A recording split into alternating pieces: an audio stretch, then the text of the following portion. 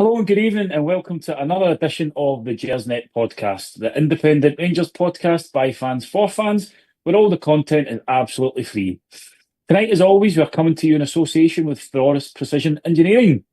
I'll be your host tonight, Rob Fawcett, and we'll be discussing the latest news both on and off the field, looking back at today's game, as well as looking forward to the Aberdeen game on Wednesday.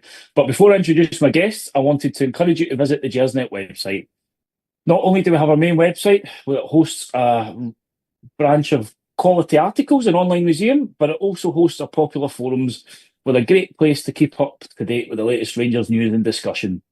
Now, tonight, as always, we're going to be live on YouTube, and we'd ask that you continue to spread the word amongst your friends and family, share the pod on social media, and more importantly, subscribe to the channel, as well as stop by the forums and join in the chat there too.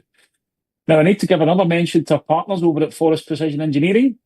They're a Glasgow-based engineering company who have been a big commercial supporter of Rangers for a number of years, and we are delighted to have them supporting the pod.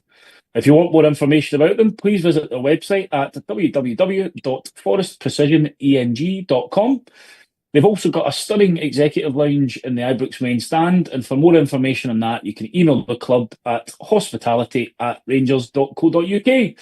Now, to introduce my guests for this evening's, one of the stars of the post-match pods that you'll normally see is partner in crime not on tonight, but Mr. Scott Bradley. How you doing, Scott? I'm fantastic, mate. Very well. And want to tell you why I'm very well? Because I heard from a very good source, right, that the one and only James Tavernier is back in training. So we'll be back very soon, mate. and my other guest tonight is Alan Rogers. Alan, how you doing, pal? Evening, gents. Good to see you. I must say, having watched young Ridvan Yilmaz's performance at right back in the last couple of games, I'm equally thrilled to hear that Tav's back in training. So high spirits tonight, I think. Spot on. That's good. That's good. I think before we get to the game, one of the things, obviously, I think we need to discuss is the Patrick Stewart kind of by invitation only discussion that happened over the weekend. Now, he sat down and discussed, I think, a few different topics with media and fan media on Saturday morning. I think ranging from topics like backing the manager to transfers. But before we go into that, I think I was a little disappointed that this was kind of behind closed doors, for want of a better expression. I think a lot of the fans would have appreciated the opportunity to see him, hear from him around the message directly from his mouth, and get a wee bit more clarity on what kind of vision he was trying to build for the club. I guess the first part I really want to talk about is the manager's future, because I guess it's probably a topic it's been really kind of hot for debate recently. Now we're all going to have our own opinions on this, but I think he's made it very, very clear that as it stands, the board are backing him. Now I think one of the things that's come over from Patrick Stewart is there's a few deeper issues at the club that probably need to get addressed first. But I guess, Alan, taking away those kind of deeper issues at the moment, a large portion of the fans are now staying away. The criticism of the manager isn't really subsiding. Do you think he's only got 6 months left in the job and we're going to be looking for a new manager in the summer? Or do you think that he can turn this round and get us playing with or at least giving us some progress, that there's some light at the end of the tunnel with this rebuild and process that he's kicked off? Well, I mean, I think the headline's got to be, I don't expect Philippe Clement to be the manager at the start of next season. Right? However, whatever form that takes, I don't think he'll be there as manager at the start of next season. As it stands at the moment, I think most fans would probably agree that in terms of results, domestic results away from home particularly, if he was to be sacked, he could have no real arguments, because it's just not been good enough. And the away result, that kind of run of form over the festive period where we got the same performance in away grounds and constantly dropping points, there can be no argument that that's sackable form for a Rangers team. Having said that, I think it's sensible to look at, well, what's the alternative here? You sack him now, okay, then what? We've still got a Scottish Cup to play for. We're still in Europe and we look good to qualify. So, what are you going to do if you sack him? Are you going to get an interim for 6 months? Who's that going to be?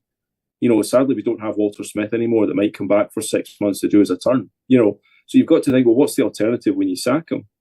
Are you just going to let this season drift off? Because the season, we can still get something out of this season. So I have sympathy with Patrick Stewart to say, well, we're backing him just now. But if you actually look at what he said in the press conference, he did say, look, we're backing him at this moment in time, but we're well aware that this is a results business. So it was heavily caveated with essentially, well, we're backing him, but if it gets much worse, we might have no choice. I don't think he can really have said fairer than that. He's clear that he's alert to the issues and alert to the problematic results and alert to the fans' attitude and everything else. But if you sack him now, what do? Replacing managers mid-season hasn't worked for us in recent years. It just hasn't. We look back to Pedro coming in. You got Pedro coming in, and the results were okay, and then he took a hammering off Celtic. And then we start the next season already on the back foot and doubting it. And it just doesn't work. The ideal scenario is that we get to the end of this season, we can glean some sort of success from it. But the next 6 months has given us a chance to put a succession plan in place. New manager comes in with a full pre-season, and let's see what they can do. So, in terms of the manager's future, again, I don't expect Philippe Clement to be here a huge amount longer, sadly. But I wouldn't expect a new permanent manager to appear before the summer. Yeah, I'm kind of similar vein with you, mate. I don't see it happen in the short term now. I think the fact that we are gonna back him. Obviously, the caveat is should the results get worse, then there might be some action taken in the interim. I think the interesting thing for me was what you mentioned there around succession planning, and I think that's one thing the club have been guilty of over the past kind of 4 or 5 years of being severely lacking in. Even when it comes to some of the stuff that we'll talk in a wee minute about transfers and stuff like that, ultimately it kind of lies in the hands of with one set of people, which is in the boardroom, and the fact that we seem to be kind of going from one bad decision to the next, both on and off the field, and until that changes, and Scott, I guess that's where it kind of goes into the deeper issues that Patrick Stewart mentioned. He's going to do this kind of external review with football consultants coming into the club, but I don't know if I'm just getting cynical in my old days, but this just sounds like more of the same when we brought Mark Allen in, when we brought Ross Wallace in. I think we must have had a review of that football department every year for the last 3 or 4 years.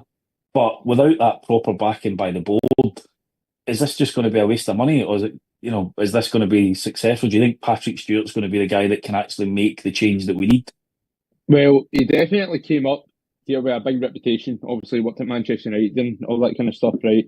But that's the thing, though. Like, see if the board aren't willing to invest, nothing's going to change. Like, nothing at all. And obviously, I've seen a lot of Rangers fans on X, like, moaning about Patrick Stewart and why is he not coming out lambasting Clement? Why is he not getting rid of Clement? X, Y, and Z, right? But he's just got his foot in the door. Like, he's realising, like, how much of a mess Rangers Football Club is right now. So he's got a lot of work to do. And see, obviously, with his reputation, he comes in with a good pedigree. He does. And we just need to wait and see how he does. But obviously, in terms of, like, Clement, I think every Rangers fan has made their mind up about him. And me personally, I've gave him so much time. I've been so patient with him. And we've seen this movie before, Rav. We've seen this movie before. We know how it's going to end. Do you see Clement being the manager of Rangers next year? No. You don't. Like, but we've seen this movie before, so I think I'm not going to criticise Stewart too much, purely because he just came into the club and he's like, wow, this is like, it just hitting him at like right away, where he's like, oh my god, this is a mess. Like, I don't want to make any knee-jerk reactions right now, so I can see why he's came out and backed Clement in the way he has. You've got to think. Sorry to jump in. You've got to think to the last manager that we properly backed, right, which was Steven Gerrard. He came in and the club was a total shambles. Think back to how we were at that point, summer 2018. Someone like Gerrard came in and the board put faith in him. It was Dave King at the time. They put faith in him and said, right, change what you want to change. He got a different pitch installed at the training ground. He changed all the cafeteria stuff. He remodelled parts of the Ibrox so it changed how the players' routine were, where they ate. And the board invested money in it and kitted out the stadium and did everything he wanted, because he said, look, we need to drive this standard. I need to make it a better atmosphere for the players so that they can perform. We're obviously back at that point where we need something similar. We need a man to come in and we just get behind his ideas and just modernise the club. Because as much as we can criticise Clement for certain things, we can sit here all night and criticise him. Nobody can argue that he's been dealt an absolutely shitty hand. I mean, he has, to the point that he said out in press conferences in the summer. In the summer, the project changed, and that's why I got a new deal. So he clearly came in. The board had clearly moved the goalposts in the summer. He was clearly annoyed, and presumably him and his agent have played a blinder and got him a new deal and a pay rise and all this kind of stuff. Mm-hmm. So he's been put behind the eight ball to a certain extent, and he's already spoken about having to deal with certain issues that the team manager shouldn't have to deal with, about filling office positions and stuff like that, and filling boardroom vacancies and stuff. Why is he answering questions about that in press conferences? It hasn't been fair on him. It really hasn't. Mm-hmm. And we have to be clear in that role he's taken on has been really, really challenging for reasons completely out with his control. Mm-hmm. At the same time, it all boils down to results. And if you can't beat Dundee and you can't beat St Mirren and all this kind of stuff, there's no excuse for that. There's no excuse for that, because we've got better players in these teams. We've seen it in certain games. The big games, we can organise, we can get up for them and everything else. And there's absolutely no excuse for failing to hit those standards in the more kind of mundane away games. And that's going to be what the nail in his coffin is. Yeah, can I just say this quickly as well? Right, the one thing that really annoys me about him as well is just the constant excuses. Like, what was it the other day? He was moaning about finances. I didn't see him moaning about finances when we were playing against Ross County. Like, it's like just the constant excuse after excuse after excuse. It's tiresome. Like, and I've said it before in this podcast as well, right? Obviously, when I'm at the pressers, right, and I'm writing down what he's saying, I'm like, is he really saying this? Like, he's just talking absolute utter nonsense. Like, he came in with a presence, a real aura about him. Now he's turned into Michael Beale, even worse. But I think part of the problem has been the fact that we haven't really had a PR department to help guide him. And I think there should be somebody reining him in to say, by the way, Philippe, it's best not to mention that sort of stuff up here because fans don't react well to it. I think he's tried to give too much information at points. I think the other thing is we as fans sometimes forget that English isn't his native language. So when he talks about it being a young team, everybody thinks he's talking about the average age. He's not. He's talking about the group of the time they've been together. So I think there's also some things that we read into a wee bit too much as fans that he's saying. But absolutely agree. I mean, finances in Scotland is not something that we can ever decry, given how big a budget we've got compared to the other 10 teams out with Celtic. And it should never be an excuse. Sorry, Rob. Then you've got the really weird situation whereby we're punching above our weight. Even a team like Nice, they massively outspend us. The wage bill, they massively outspend players, and yet we're going away and battering them 4-1 in their own pitch, and deservedly so.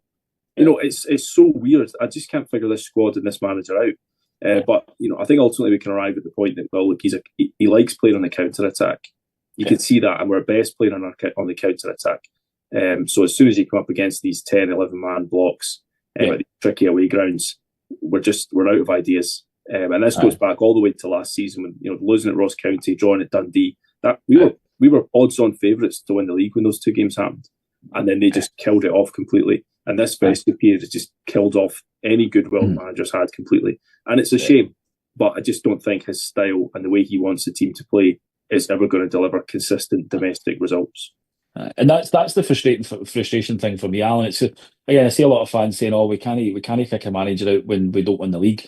I don't think fans want him out because we're not going to win the league this year. I think a lot of us were realistic in our expectations that, look, this was going to be a downsize and a rebuild, whatever you want to call it. What we wanted to see is signs of progress, and I think it's that tactical inflexibility when we're away from home that is going to cost them, because we've seen it in so many games, and I was going to touch on it a wee bit later as we go through the St Johnstone game.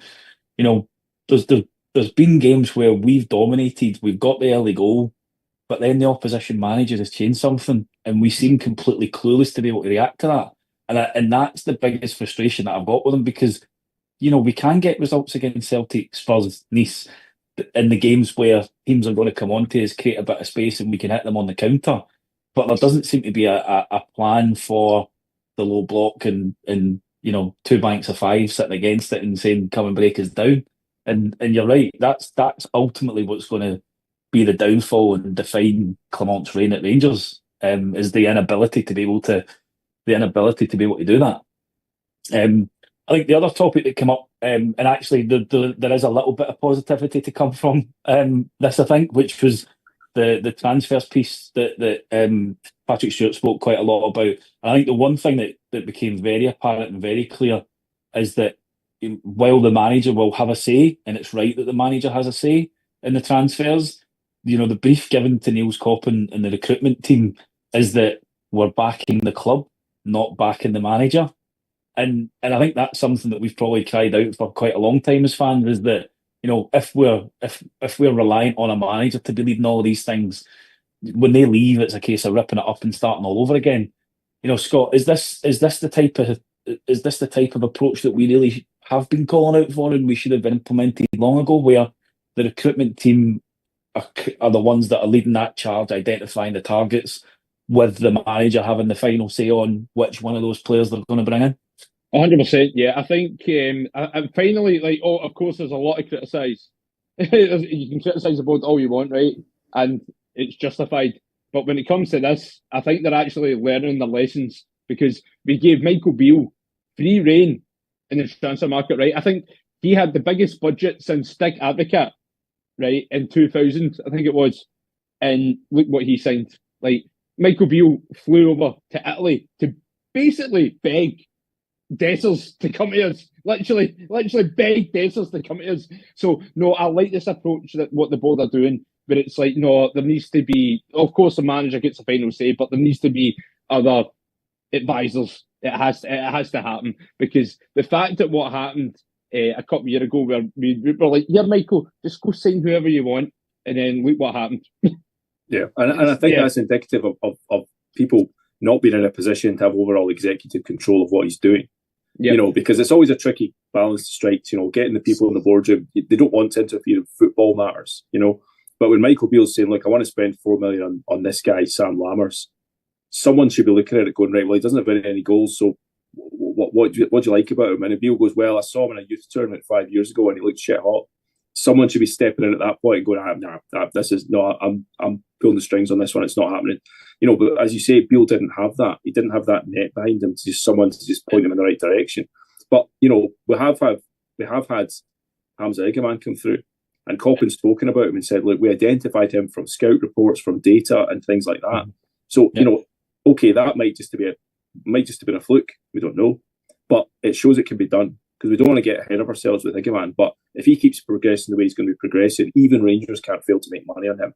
I mean, now that I've said that, we'll probably end up paying him to leave or whatever. But that shows it can be done. Yeah. And even with I know people have doubts about Diamande as well. I like Diamande, and I think we can make some money on him in a better Rangers team, from a better Rangers team. So there's wee green shoots of recovery there. But the proof of the pudding's in eating, and we need to continue on with that. We need to keep building this squad, because there's a hell of a lot of chaff that needs cut from this squad sooner rather than later. Yeah, 100%. 100%. Sorry, Rav, can I just say as well, see, one big positive I can take from that presser from yesterday is the fact that, Friday, but the fact that he said that obviously Egeman will not be for sale this window. It would be ridiculous to sell him, because it would be. Because if Egeman keeps this form going on and on and on, we could probably get 15, 20 million for him in the summer if a bid was to come in.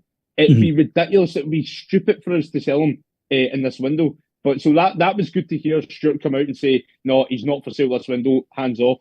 Yeah. And it's all about timing, because Rangers in recent seasons, Rangers have got the timing of their sales horrendously wrong. Guys like Kent and Morelos and Barisic, at certain points we could have made really good money on them, but we just kept hold of them and lost out on literally tens of millions of pounds. And there'll be a sweet spot with someone like Egeman. As you say, caveat heavily with if he keeps progressing, there'll be a sweet spot at the point whereby if we sell him now, we maximise his value. Because you can't underestimate, someone like that coming in. Hopefully he's going to get a call up to the Moroccan team at the start of this year, which would be a big boost for him. But someone like that, a North African player with their mental for football in that area of the world, if you can get someone from a North African area who becomes the talisman, and Morocco have got a good team as it is, good Olympic team they had recently. If you can get that, there's real commercial opportunities there. And clubs will look at that and think that's something that they can really exploit, and that will drive interest in them. So again, it's something to be excited about, but he needs to keep performing on the pitch, and Rangers need to get the timing right. They can't just keep hold of him too long, because historically we've shot ourselves in the foot over and over again on that kind of basis. Yeah, and it was good. It was good to hear. I think what every fan wanted to hear about the kind of three different profile type of player that we're going to sign as well. The fact that we aren't just going to focus on getting young, hungry players in. Actually, there's got to be a mix of those types of players, some experience, but also making sure that we go back to the roots of what the club was about, which is going after the good young Scottish players that we've got coming through as well. Because ultimately, I think, Alan, you're probably similar to me, but you'll remember that the great Rangers sides of yesteryear, with the 9 in a row, we always had that core of Scottish player.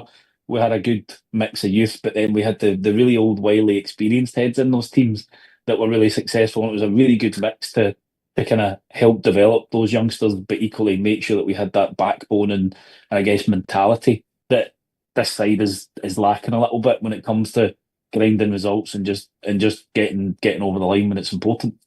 Yeah, that's exactly it. You need that fine balance. All the jungle drums are suggesting that we will be signing Lyle Cameron, which on one hand I look at it and think, does he improve the first 11? Probably not. Does he improve the squad? I think he probably does. He's got a decent goal return for Dundee, so you'd like to think we can utilise him well and play to his strengths. So that's the kind of sort of no-brainer squad signing that we should be making. Similar to Barron, really. Again, is Barron a starting midfielder in a league-winning Rangers side? I don't think he is, if I'm honest. But in a successful Rangers squad, he can certainly play his part. And I think Cameron would fall into that category as well. Yeah, absolutely. I think it then leads us on to one thing that I think Patrick Stewart highlighted that a lot of the fan base had been calling out now, which is for too long, I think there have been far too many short-term decisions taken by the board when it's come to planning for the club. I think he'd highlighted the fact that there'd been money there that's been wasted, and we're still paying off some of these players who we've let go on the cheap, and we've been covering those losses year after year. Do we think that Patrick Stewart and Fraser Thornton are going to be given the chance to right those wrongs, given that it's going to be the same board that's sitting there at the moment? I think. Sorry to jump in.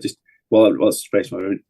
As much as our player trading has been terrible in recent years, and we're really suffering from it, the boardroom have also made ridiculous decision after ridiculous decision.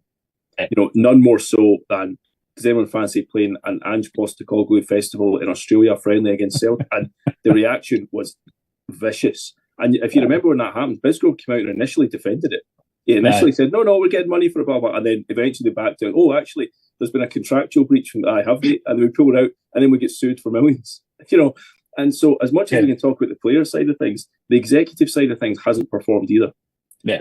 That is a decision that literally cost us millions. And if you're a Rangers fan in the boardroom, or if you're a Rangers fan, making that decision, not James Bisgrove, they would have kiboshed that immediately and would literally have saved millions off the back of it. So, and the Edmondson House thing as well, again, I know COVID and costs of materials spiraled and all this stuff, but the financing of that was all wrong as well. All wrong. And it, I quite like it as a facility, but at this moment in time, that money probably could have been better spent. So I think everybody's got to take a collective responsibility in terms of how that money's been squandered. And you've got to hope that these new execs coming in, and you've got to hope that's kind of what Patrick Stewart was hinting at, to say that there's been no real executive control. If people have been offering ventures of their own, doing X, Y, and Z, throwing money down the pan, if someone needs to get a grip of that and take charge and take responsibility for those decisions and have accountability for those decisions as well. Because you remember, James Bisgrove was the best thing since sliced bread, apparently. A year ago he was brilliant, everyone was bigging him up. Then as soon as, to the surprise of nobody, he couldn't run a construction project and that all went tits up. Suddenly they're all blaming him for it. Do you know what I mean? And absolutely. What experience does he have that tells us he could have run a construction project? Of course he couldn't, and of course it went wrong. And now he's the pariah and everybody blames him now that he's out the building. So all these kind of things, it's honestly it just looks like Keystone Cops at times. Yeah. So that we really need to sort that. We really need to sort that, because teams that have shambles off the field are very, very rarely successful on the field.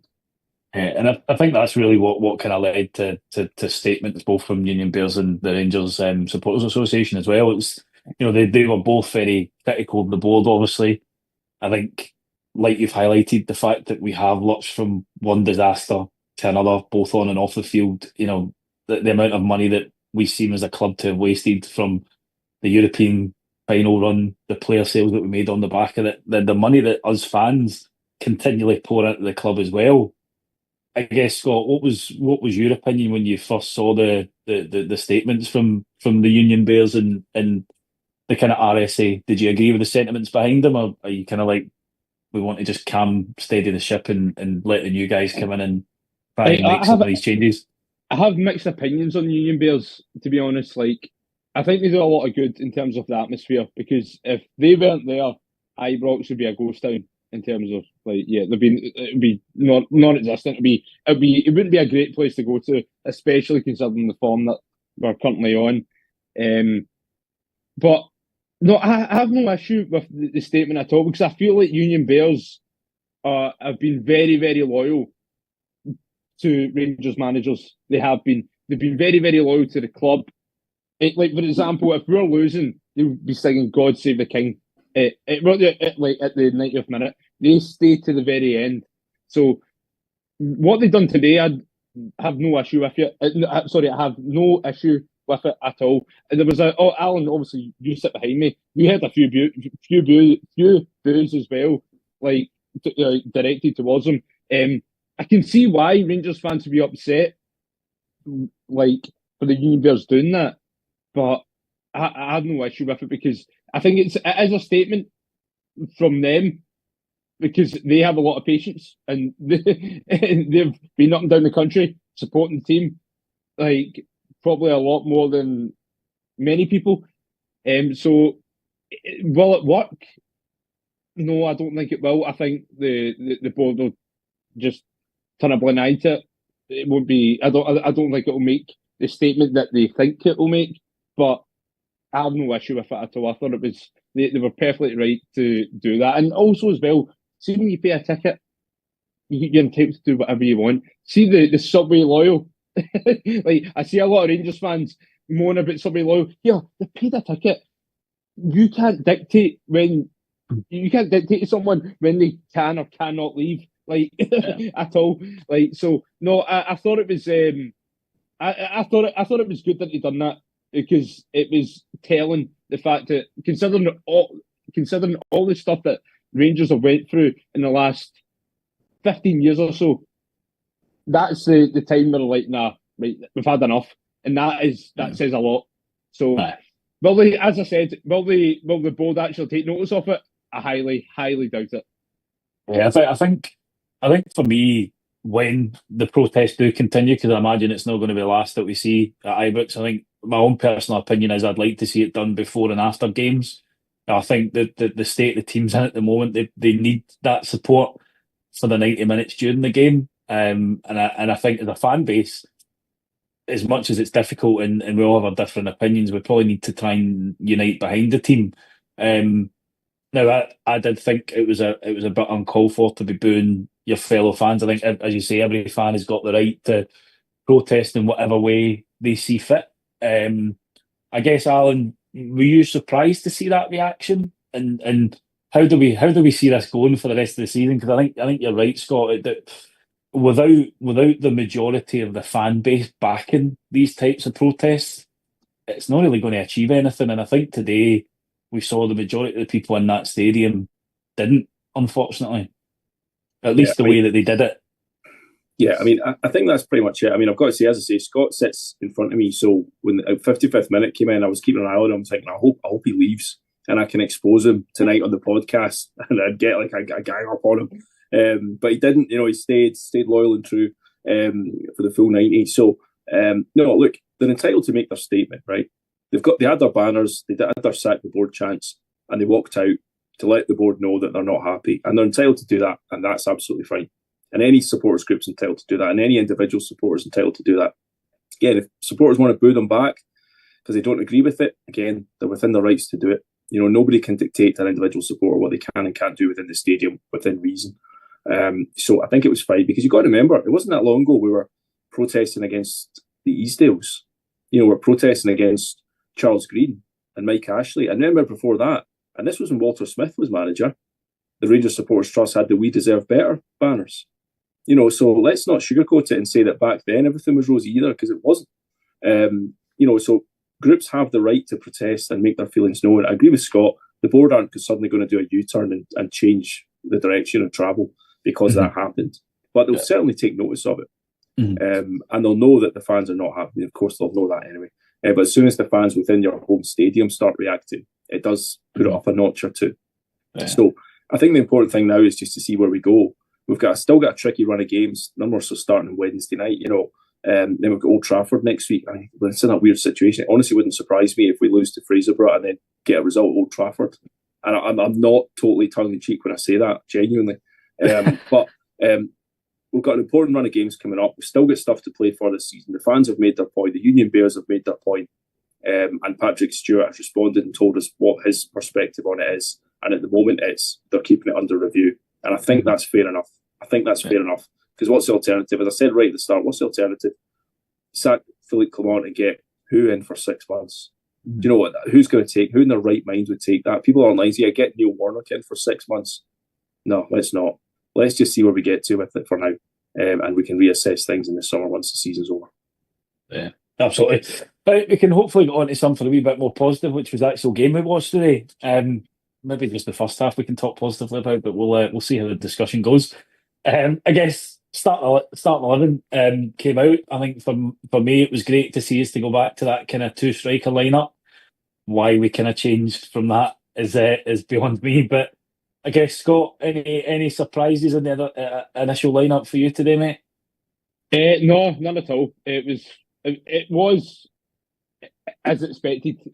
So it was, and of course, like we're playing against bottom league St Johnstone, so it was like. No, nothing really did surprise me. And in terms of, if you're speaking about the performance, obviously, the first half we were really good. We were played some nice stuff, 3 goals. Second half, my God, like, honest to God, see if I wasn't on the press duty, I would have been off. With the Union Bears. Literally, the second half was terrible. It was just like, and obviously St Johnstone got that goal in the second half, and it's just. Oh, I don't know. It wasn't a great watch. It was not a great watch at all. Like, even when Rangers scored, even Alan, I think you've probably seen this as well. Even the folk like around me, it was just like we clap. It wasn't like yes. It was just. I think every Rangers fan right now, Rab, is just scunnered. Everyone's just deflated. Like, it's got to that point where it's like going to Ibrox to watch Rangers is a chore.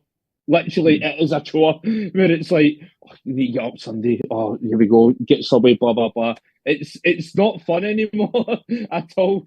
But yeah, that's the thing. There's nothing really to brag about in terms of beating bottom league St Johnstone today.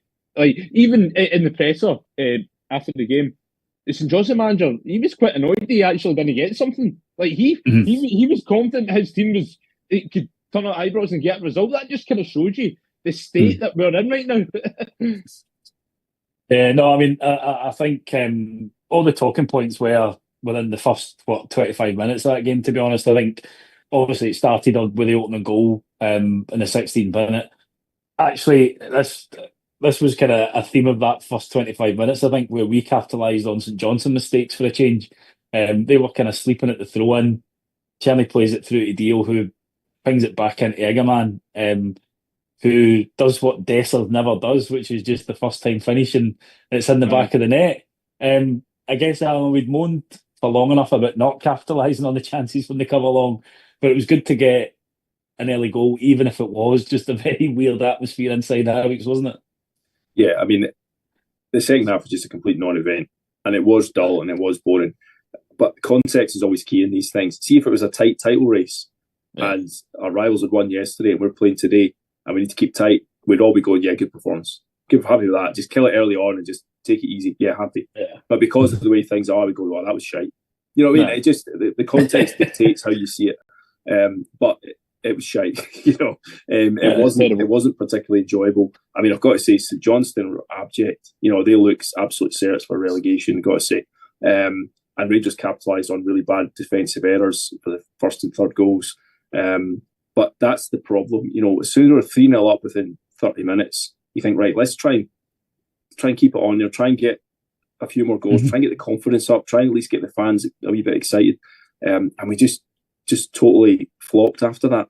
We fell right out of the game. And this team's done that time and time again, whether it's starting badly and only giving yourself the second half to come into it, or like today where you start reasonably well and then just completely drop out of it.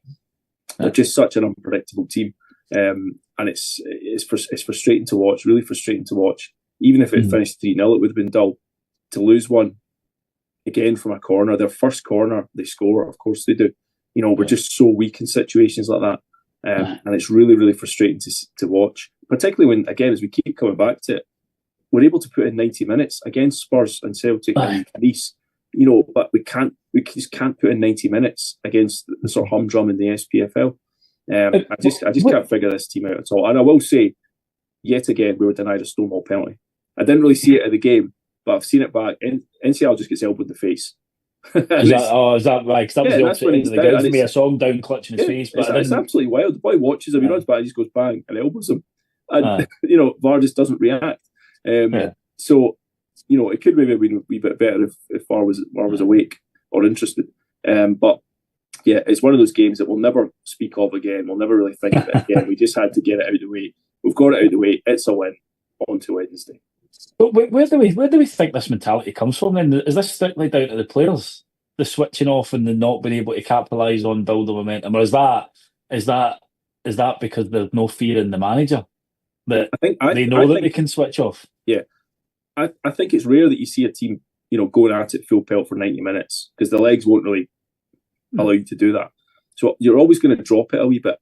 And okay, if you're going to drop it after going 3-0 up, that's all right. But the problem is we can't seem to shift up the gears again. And we just drop it and that's our level and we just can't get moving again. And it's really, really strange. Is it a mentality thing? Is it just effort? Is it commitment? Is it belief? A combination of all the above? Who knows? But it's an endemic problem with this team because we see it week in, week out in these sorts of games. And it's really tricky to figure out. And it's a huge, huge pitfall that we have. And yeah, I wish I had the answer to it. I'm sure Philippe Clement wishes he had the answer to it as well. But yeah, it baffles me. Absolutely. And I guess we didn't really need to wait that long until we had the ball in the back of the net again. And I thought initially this was offside from where I saw it on the ground. But it was a good. I think it was proper. Actually broke up play really well. Played a fantastic ball through to Czerny, and he stuck it in the back of the net. I guess, Scott, at this point, I think, what was that, 20 minutes in, 2 goals up. We're probably thinking a case of, right, how many is this going to be today? Because as we've said, St Johnstone for that first 20-25 minutes were just absolutely terrible. And it looked like if we really did want to turn the screw, we could score at any time. Yeah, 100%. Yeah, I actually said that to the boy I was sitting with, Kyle. I was like, yeah, I think we're going to make a real statement today, and of course, we never. Typical Rangers. But in terms of Czerny, though, I remember a lot of people have been saying, a lot of people have said, Connor Barron's signing of the season. I thought it was absolute nonsense, right? Barron's a decent player, but Czerny, my God, we're in a bad situation right now. We would be so much worse off if we didn't have Czerny. He has been tremendous. I think he's got 12 goals. I think, the 12 goals this season. Yeah. I think I saw a stat that if we took Czerny's goals and assists out, the team would be sitting 5th, I think it is, or something like that. Yes. So, that just shows you. It just shows you. He's been instrumental, and he's the type of player that can make something out of nothing. He's a top talent. He reminds it, obviously, it's a bit like Sima as well, but Sima was great for us, but obviously we couldn't afford them.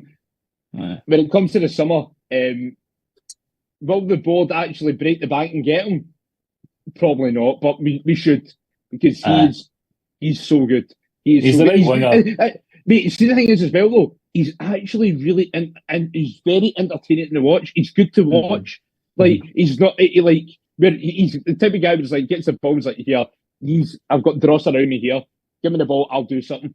But even if he has a bad game, he might get an assist, he might get a goal.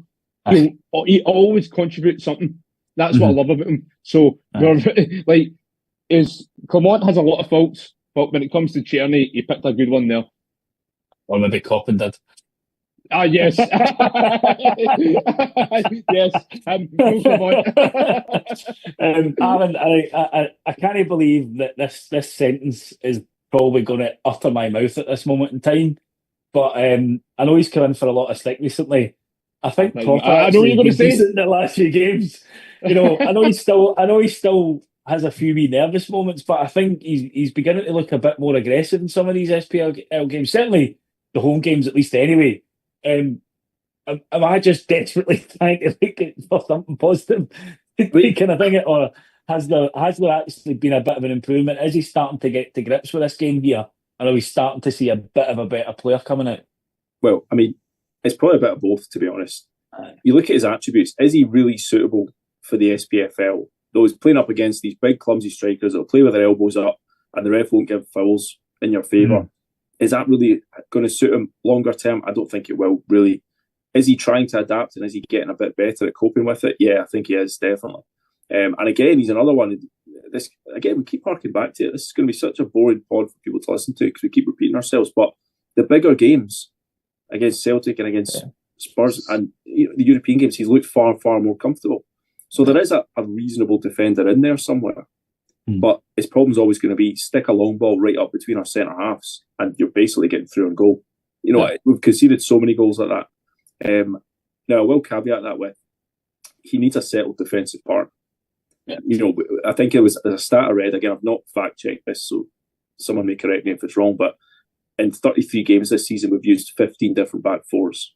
I mean, that is ludicrous, absolutely ludicrous. If you make that back five and include the keepers, it'd probably be even more different. So that is no basis for a settled, successful, consistent team. And every single player in that back four will suffer because of that. So someone like Cropper coming in, trying to get to grips with a new league, new club, new demands and all this kind of stuff, because we're really quick to judge players in this country, right? This club. But what you've got to remember is he's coming from somewhere like FC20. With the greatest respect to FC20, they're the kind of Dutch equivalent of a kind of Hibs. Do you know what I mean? The demands aren't massively there. Whereas he's coming to a club like Rangers, where we're playing 38 games in the league. We're basically expecting you to win 34 of them. And we might let you away with 2 draws and you could maybe lose a game once we've won the league. That's the kind of demands of it. And it's completely different mentality than he's used to. And we've seen a lot of players come to the club in recent years and fail to understand that. So you do have to give time to players to adapt. And he's obviously a reasonable defender given the career he's had. But he's another one I think that just maybe longer term won't really suit the league. And I'd certainly be having a centre-half pretty near the top of my shopping list in January if there's any money to spend. And ideally that would be a partner for Suter once he's fit. But, we're with Proper at the moment because of the injury situation. NCL has come in and I think he's been reasonable in the 2 starts he's had. Again, will we have Proper and NCL at Old Trafford? We just can't cut any luck. But let's see how it goes. But if there's an opportunity to bring in somebody this window, I'd be really keen on seeing a new centre half coming in. Sorry to interject here. Right, I just had a question for both of you. Right, obviously there's been a lot of speculation surrounding this player. Obviously being Lippman, right? Would you take Ryan Porteous? No. Rab? He's a decent player. I'm not a fan of him as a human being, but he's still far too rash, I think, for me. He'd probably, given he'd be wearing a blue jersey up here, he'd probably get sent off every other week. I was saying this to my friend the other day, where I was like, can you imagine Ryan Porteous, right, Parkhead, we're losing 2-0 or something. He would lose the rag.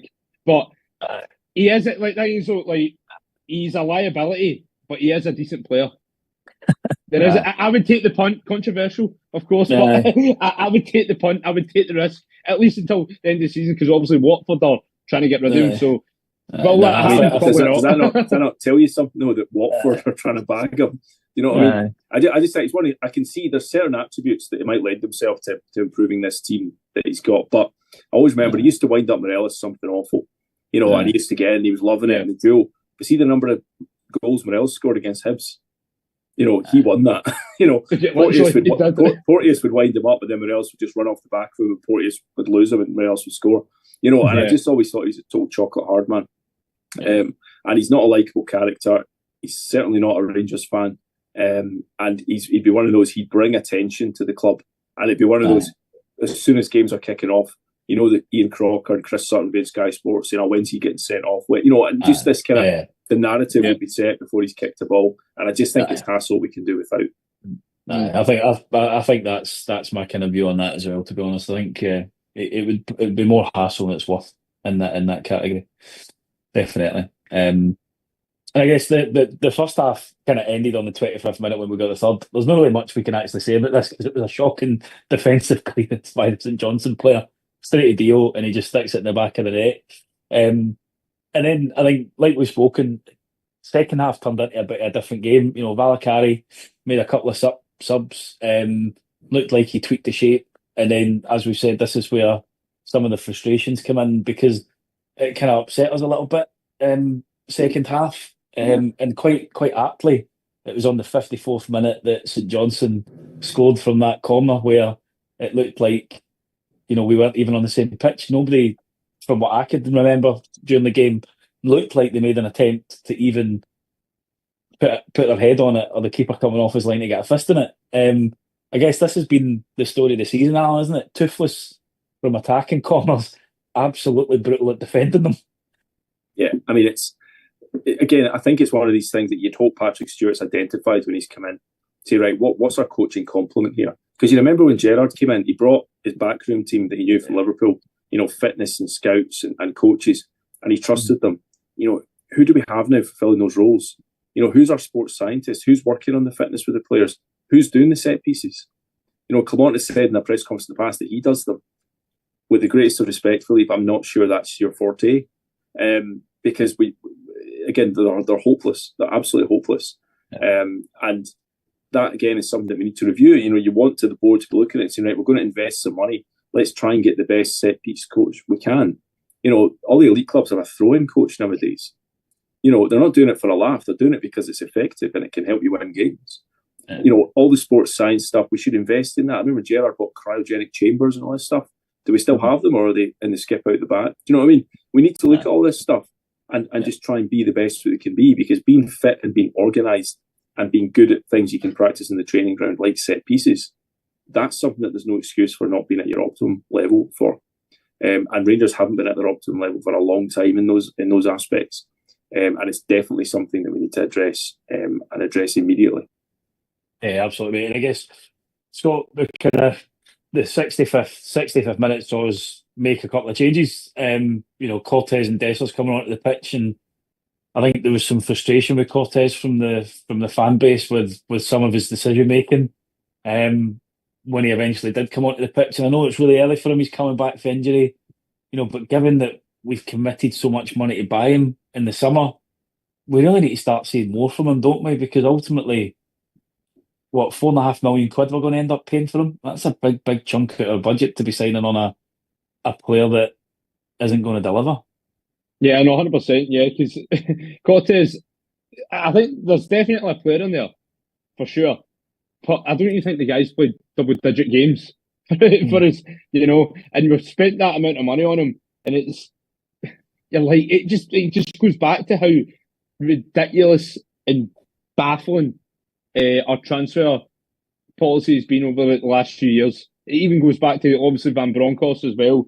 It's just the amount of money we've spent on players that have been injured or haven't been good enough is a joke. Like, I don't want to single him out, but I will anyway. Yilmaz, right? We spent £5 million on him, right? He's a decent player, but has he lived up to that fee? No. The only kind of standout game he's had was against Celtic, right? Which was probably a one-off. But Cortez, though, like, that was a big risk that we took, spend that amount of money on him. And you know what makes it even more infuriating, right? From what I've been told, right? Allegedly, right? We have a bigger wage budget than Celtic. And that does not shock me at all, because the way Rangers have been mismanaged over the years, something like that would not surprise me in the slightest. Yeah, I think we definitely did last year. I don't know with the changes and etc. now we would do, but I think like we've spoken about, the decisions and the financial investments that we've made haven't exactly paid off in some of these areas. I guess one of them that could do, I don't think we've seen enough of him yet, is like you said, Alan, Ella Enciala. He's been in the last couple of games, but I guess we've not really seen enough to make a decision on whether he's actually going to be a long-term prospect. I've heard mixed reviews from his performances in the B team. Do you think he'll fade into the background once we've got all the defenders fit again, or do you think Clement will persevere with him to at least try and coach him and make him a bit of a better defender that we can rely on? Well, I think you may as well give him a chance, whether he's third or fourth choice. Balogun will be away at the end of the season, and again, he's injured and not sure when he's going to be back. The season the way it's going, why not just give NCL Balogun's minutes, and see what he can do? There was a point early in Calvin Bassey's Rangers career where there was a game at St Mirren in the Cup, and he kind of blundered and let the ball through, and St Mirren scored, and everyone's like, "Oh, he's useless." And look how quickly he was elevated to basically one of our best players, and then we sold him for a record fee. If someone's got the raw materials, you've got to give them a chance in the team. You've got to give them a chance. We can't bemoan youths not coming through when we just don't play them. So if there's money for a centre-half, I'd certainly be recruiting a new centre-half. But I'd have no problem with just having NCL as third or fourth choice and giving him reasonable minutes. Because we've seen it this season, we've seen it recently, certainly. Rangers are playing 3 games every 7 or 8 days. And then the injuries have just racked up. We need players that are physically robust and can do that. And we need a squad that can cope with it. So we need squad players, whether it's like NCL or not. We need squad players that can come in and do a job for us, and need that reasonable level of rotation for them. Yeah. So I think he's been reasonable. I think he's been a 6 out of 10 in his 2 starts so far. You've got to remember that's his first 2 starts in professional football. He's not experienced at all, but he's a big athletic guy. I thought his use of the ball today was actually quite good. It's nice to have a left footer at centre half. I was going to bring that up. I thought there was some nice little passes through the lines, and he's keeping it simple. He's keeping it simple. He just lifted his head. He was looking for Jeffy every time he was hugging the line, but he generally found him. And it's just keeping it simple and getting the basics right. Now, as I say, St Johnstone were abject and they posed no real attacking threat. So again, he's almost certainly going to play on Wednesday night against, I don't know, who do Aberdeen have up front these days? Can't even remember. But he'll be a better player than Nicky Clark, so that'll be the real test for him. But he's got the raw materials, he's got the physical attributes. Let's see what he can do. Let's not write him off beforehand. All this stuff. Honestly, I heard reports as well that B team, he's the worst player I've ever seen. He's dreadful. He's this, that, and the other thing. It's always going to be exaggerated, that kind of stuff. And B team football's a waste of time for everybody, and you can't test people on it. He's given the number 19. He was clearly signed as a first team player. And we've got him in and thought he needs a bit of work or he needs to settle or whatever it may be. So hopefully now he's done that. Circumstances dictated he's in the team. So let's give him a chance to impress before we write him off. Yeah, absolutely. And then talking of young players, I guess, Scott, Leon King, the fact that Inciala has come in and has started the last couple of games, it's probably about time for him to leave the club, isn't it, if he wants to get first team football? Because the fact that we've got Ridvan playing at right back, we've got Inciala now coming in at centre half ahead of him. He's not really going to get much game time, is it? For his own sake, he's probably going to need to go somewhere to get first team football. Yeah, definitely. Yeah, that thing as well with Leon King. That's the thing. Alan said it as well. He's spot on. See, when it comes to young players, there's so much hype surrounding him. Alex Lowry, for example, who turned out to be, let's be honest, a bloody dud. Right? He was he got sent back from obviously from Hearts, where obviously Clement came out and was like, yeah, we didn't want him back. He got sent back. But in terms of Leon King, he's not good enough for Rangers. He's not. And I feel sorry for him because he really did get rushed into the Rangers first team, obviously 3 seasons ago, where we were riddled with injuries. We were and obviously we're playing Champions League. It was right before the World Cup as well. And it was like, yeah, we need to play against Liverpool. Mm-hmm. And he's like, you're throwing I think he was about 19 at the time. You're throwing a 19-year-old and against Liverpool at Anfield. No, he's not good enough. But this is a thing as well. It's really annoyed me is the fact that we're really struggling to bring in players from the academy into the first team. It's been an issue for a long time. Nathan Patterson, right? Or you can class that probably as a success purely because we sold him for £60 million. Ross McCausland, is he good enough?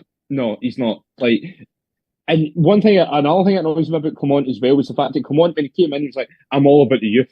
I'm all about bringing in the youth, bringing in young players and that. What young players has he brought in?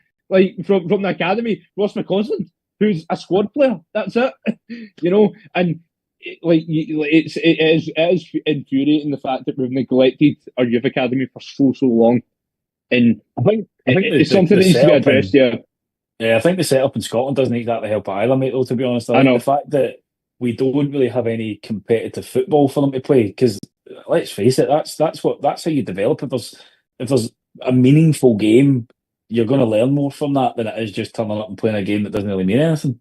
So I think we don't exactly help our young players in Scotland by having that lack of competitive football for them. So I think it will be interesting. I mean, I think for his own good, he needs to go. He needs to go, yeah. I think the other thing is that maybe the crop of youngsters that we've got at Ibrox just aren't good enough, and that's the reason why they haven't been coming in now. But that's on the youth department as well for scouting, or and their coaching as well. Absolutely. Yeah. But again, it's one of those things that not every youth that comes through needs to be a Nathan Patterson. Guys like Leon King and Ross McCausland, they come in, make a few players, and see if you sell them for $500,000 or 750K or something like that. That's all right. As long as you're producing these players, you're selling them for modest fees. They can be reinvested in the academy. The academy ends up paying for itself. So you just need to bring in these players that are, moderate successes and moderate contributors. And every now and then you hope you get a gem like a Nathan Patterson where you can bring in millions and all this kind of stuff. But, there's no shame in just selling a youth player for 500K or something like that. That's absolutely fine. Every season, ideally, Rangers should have, 25 players out on loan, playing at different levels in Scotland, trying to get them developed, and, the guy, the keeper, Mason Munn, is getting good reviews. Apparently, again, he's got all the attributes, the right attitude, but he's barely playing any football because he's stuck in this B team. He should be on loan in the Championship or whatever, just getting top flight experience. And again, I hope that's the kind of thing that's going to factor into this review that we've got coming up in terms of our approach to youth football and how we actually manage our own youths. Because as I say, as you mentioned, these challenge matches in the B team, once every 6 weeks, a complete waste of everybody's time. Aye. Absolutely. So I guess just closing off quickly, Scott, man of the match for you today. Who got your pick? Oh, it's got to be my main man, Czerny. I thought, yeah, I'm a huge fan. I'm a huge fan of Czerny. He's just been a total game changer, and that's the thing as well about him. Like, see, when he first came in, you can tell he was overwhelmed about how big Rangers were. Remember that presser he done? He was quite emotional. I think he deleted his social media. It was right after the 3-0 game where he was like, "Wow, like this is the real deal playing for Rangers," and he gets it. And the way he came across the other day in the presser, where he was just like, "Yeah, just realistic. He gets Rangers," and yeah, I would say Czerny absolutely, and we would be definitely much worse off without him. Absolutely. Alan, yourself? I thought Diamandi had a good 60 minutes. I like him when he's got space to play in like that. And I thought he dominated quite well. He faded like the rest of the team, I've got to say, but I'd probably give it to Diamandi, although again, I can see the shout for Czerny. I actually thought Jeffy had a decent game as well. Yeah. When he's concentrating, Jeffy can actually be a reasonably good defender. And he's not getting sucked into the middle like he did at Dundee, but yeah, I'd go for Diamandi, I think. Cool. So, and we move our attention to the Sheep on Wednesday night, and what was once going to be billed the battle for second place, but Aberdeen have fallen away that much. That they're bottom of the form table over the last 6 games. Right, guys, let's not tempt fate, right? Whatever you say next, do not say that Aberdeen haven't won in 11 games, right? Just don't say it. Don't say it. Just skate right by it. Okay, they're bottom of the form table over the last 6 games, I guess. Scott, are you surprised at how quickly that form's changed for them, actually, given how bright a start to the season that they had and the job that Jimmy Teal was doing up there? In a way, I am, like, because everyone knew that Aberdeen were going to fall off at some point, right? But not in this manner. Like, not in this manner. It's like, ever since Celtic beat them 6-0 in that League Cup semi-final, they've not been the same team. It's mental. But see the fact we're playing at Ibrox and we're not playing at Pittodrie, I actually do fancy us to get a result. I really do. I think we'll beat them. I think we'll beat them. I'm going to go. I'm going to go a comfortable 2-0 victory for Rangers. And also, before you say it, Rob, Craig put in the chat right? He said this. We're talking about the booing at Ibrox, right? And then Craig said, whole stadium started booing, but it wasn't directed at Union Bears, it was directed towards Scott Bradley.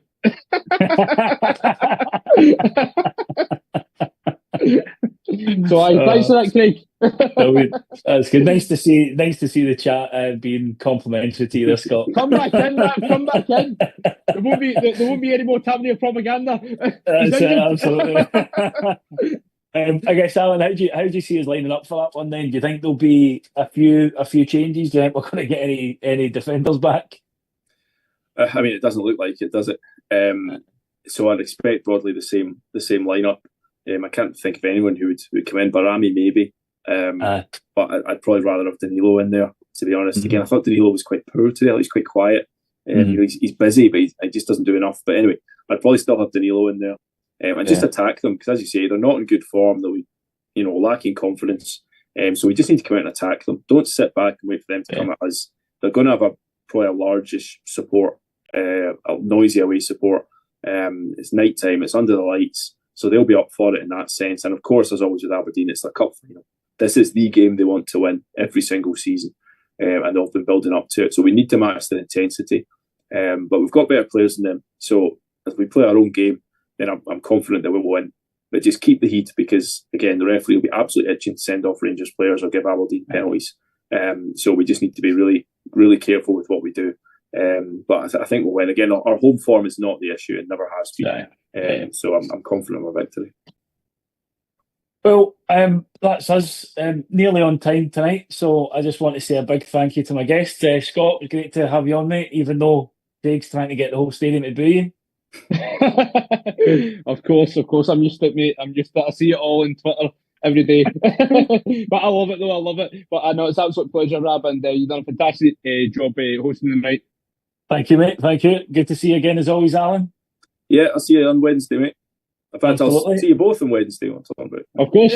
Alan will say hi to you. Say hi this time, right? See you then. So as well as being live on YouTube tonight, folks, the show will be available on all podcasting platforms, as well in the coming days, the usual places, iTunes, Spotify, Acast, etc. We'll be back on Friday at 9 with the review of the Aberdeen game and a preview of the Fraserburgh game at the weekend with Brian and Ross. I think finally, I'd also like to plead for a little bit of consideration as we head to Ibrox over the next few weeks.